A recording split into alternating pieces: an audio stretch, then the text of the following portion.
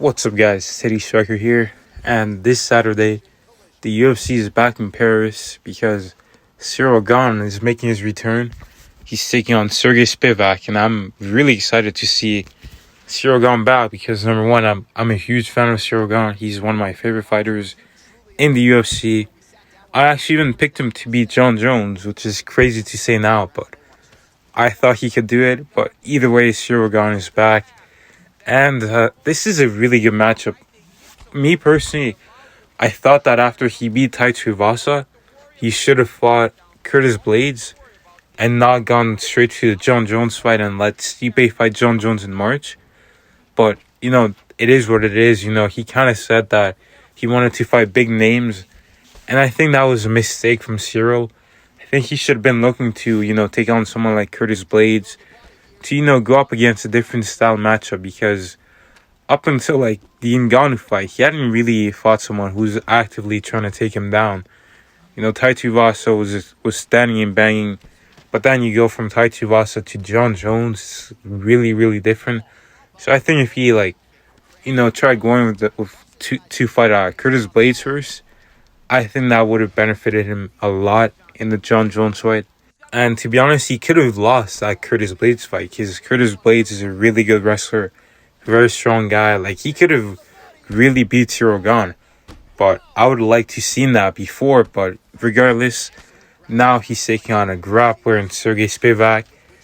Sergey has some pretty good takedowns in the clinch. He has some judo throws. He was ragdolling Derek Lewis, which is crazy because Derek Lewis, this 265-pound plus guy, is getting swung in the air like that, like a baby. It was wild to see.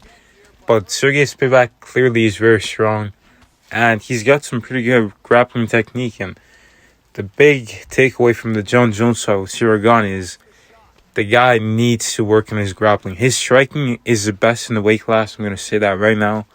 But his grappling is very, very suspect.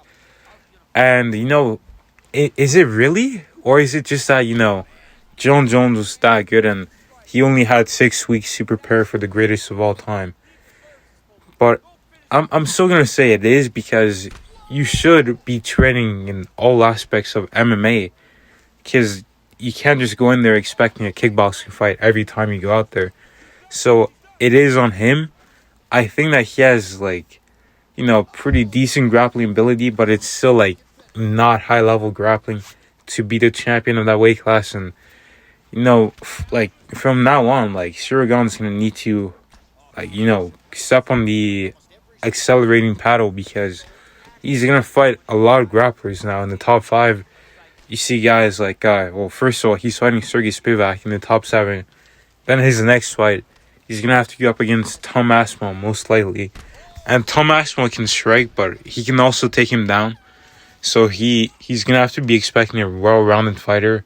And very, very, very capable of finishing on the feet and on the ground with that speed and Brazilian Jiu-Jitsu edge. And then if you want to be the champion again, if John Jones, maybe he sticks around, there's a miracle of heaven, something like that, Ciryl Gane gets a rematch, you're going to have to be ready for that grappling.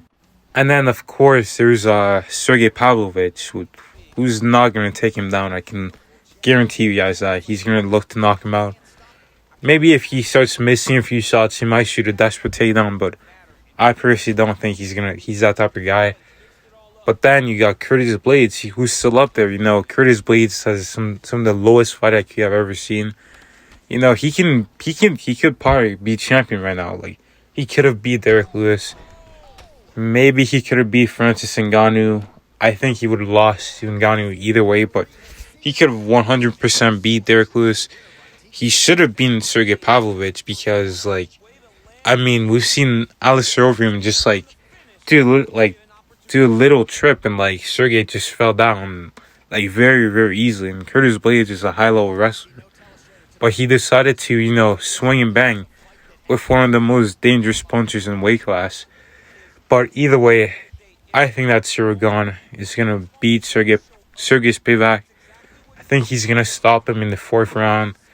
I think he's going to show that his grappling has improved. I think there's gonna be one of those rounds where he gets taken down, and we're gonna start getting worried. But I think he's gonna be able to, work his way back to defeat, and I think he's gonna outstrike Sergey. And I think that, he's gonna be looking for the finish to put a statement and put a dominant performance out there. But I hope Ciryl wins this fight, and we'll see. Maybe Tom Aspinall will be next.